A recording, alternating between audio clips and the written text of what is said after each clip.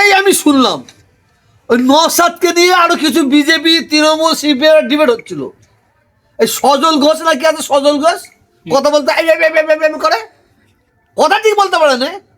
ও সেখানে বক্তব্য দিতে দিতে ও এক জায়গায় বললো, ওখানে বললো যে আমি নাকি বলেছি মুসলমানদের তরোয়াল নিয়ে তৈরি থাকো।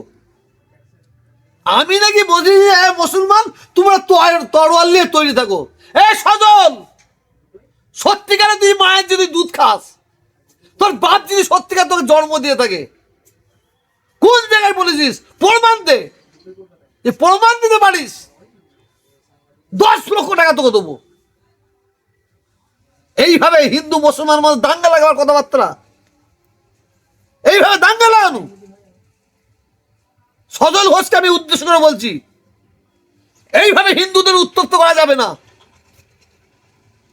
এইভাবে উত্তপ্ত করে হিন্দু মুসলমান লড়াই লাগানো যাবে না।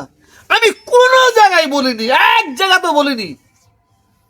আমি বলবো মুসলমান তৈরি হওয়ার তরোয়াল নিয়ে, তাহলে আমি মানুষের খাতে আমার নাম থাকবে? যারা পশু, যারা জানোয়ার, যারা অমানুষ, তারা হিন্দু মুসলমানের দাঙ্গা লাগাবার কথা বলে। আমি এ কথা কোনোদিন বলতে পারি? সজল ঘোষকে 10 লক্ষ টাকা চ্যালেঞ্জ করলাম যে কোন জায়গায় আমি বলেছি মুসলমানদের তৈরি হওয়া তরোয়াল নিয়ে, প্রমাণ করে দিক। Thank you.